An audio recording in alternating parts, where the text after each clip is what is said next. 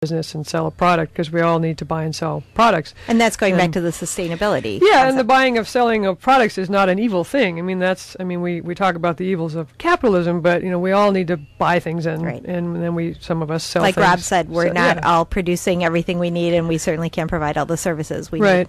So an interesting trend that I've seen, and again referring to the Fair Trade Federation, for example, is if you want to start a business, or if you want to provide an outlet for somebody to sell a product, you have some choices. You can decide in this United States to start a nonprofit and promote your producer's product as a nonprofit, or you can decide to start as a for-profit business.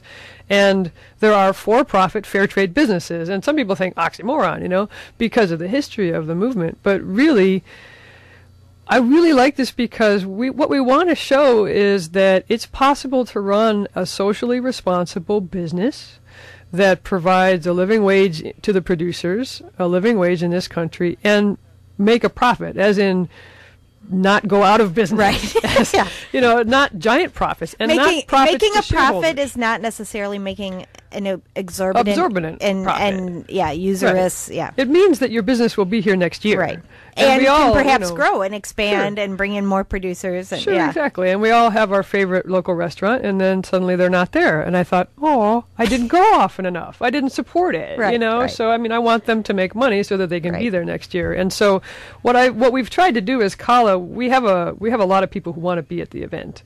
So we have the luxury of picking and choosing, So what we've been able to do is actually prioritize choosing for-profit fair trade businesses. We want to support people who have chosen to enter the field of business and say, I can do this socially responsibly, and it's okay to pay myself a living wage and not do this as a volunteer.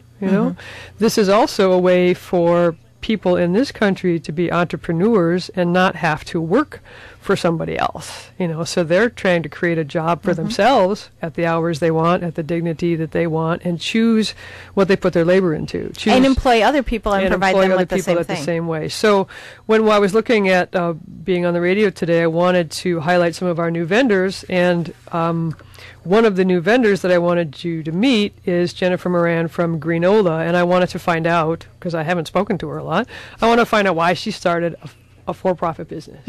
Well, in that case, let's bring Jennifer Moran on the line and ask her. Hello, Jennifer. Hi, guys. Hi, how are you? Very good. Thanks for having me on. I'm really excited to talk with you guys today. Well, thanks for calling in, and we're looking forward to having you up in Madison tomorrow. Again, the 13th Annual Fair Trade Holiday Festival presented by Community Action on Latin America.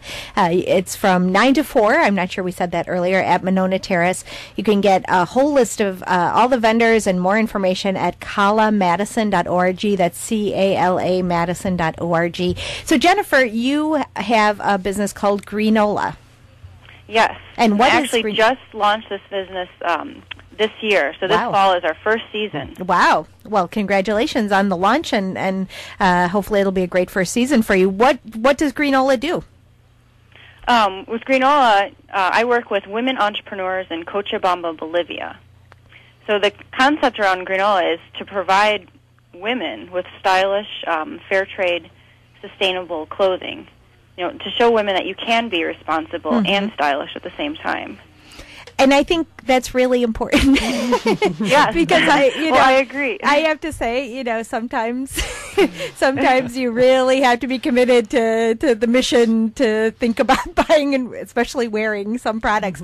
And kind of like what Carol was saying, just like we don't have to think of business as inherently evil or taking advantage of people. Why not? Why not have stylish fair trade clothing? How did you connect with the women in Cochabamba, and what are they getting out of this? Yeah, well, sure. I actually decided to start this business. I was working for Starbucks Corporation, and I really got into fair trade coffee. I was a coffee connoisseur, was educating people on coffee knowledge, and it got to a point with Starbucks where I could only go so far, and I was really interested in fair trade. And growing up, I always wanted to be a fashion designer. So I thought, wow, why not start a business that, accompanies these fair trade principles and become a social entrepreneur. Carol, I really enjoyed listening to how you were talking about social entrepreneurship and how businesses, you can be in business and still be a social business and, take a triple bottom line approach, the people, planet, profit. And that's exactly what I decided to do.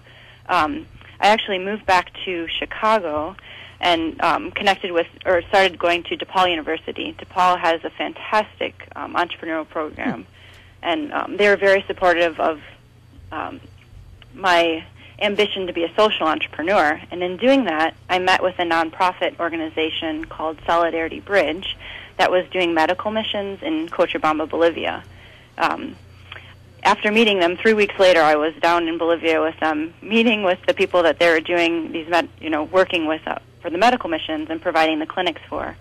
And just in, meeting these people, I knew, Bolivia, I had to work here. I had to work with these people. Their, persistence, their courage, their strength was amazing to me. And they also had these skills that, they want work, So, long story short, I decided that, Bolivia is the country that I wanted to work in.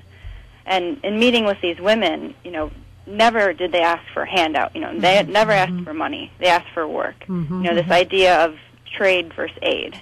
A lot of times we hear about fair trade, and they are nonprofit organizations. And I guess in talking with these women, I also want to support myself. I'm a young woman who's just graduated. I just graduated college about 2 weeks ago. Congratulations. Finally. Yeah. And, I want Greenola to support me. So we're women working together That's to great. support each other.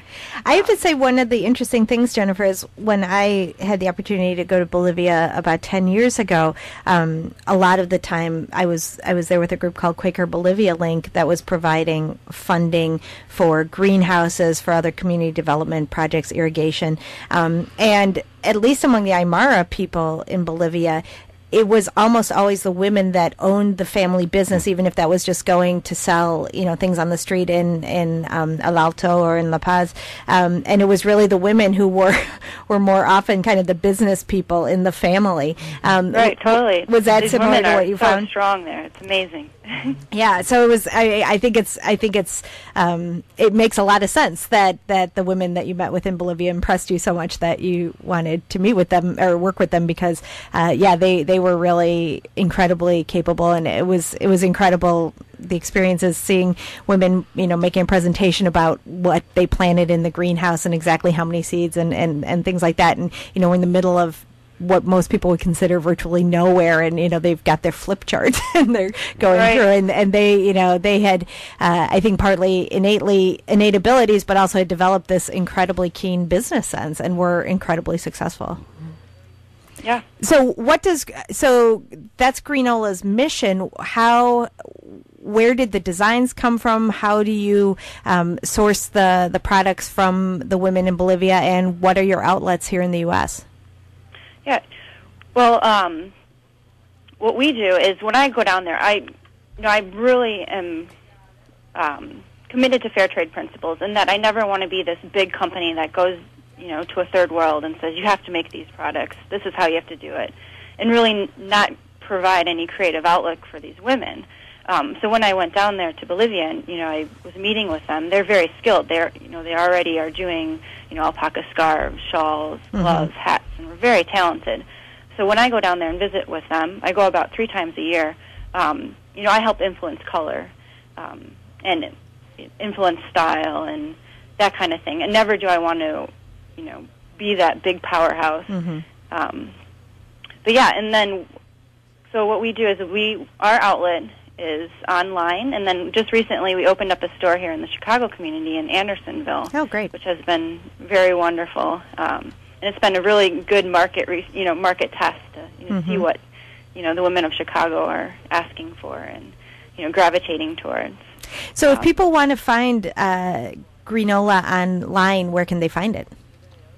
At greenolastyle.com. Greenola is just GREENOLA style.com. Great. And you will be up in Madison tomorrow.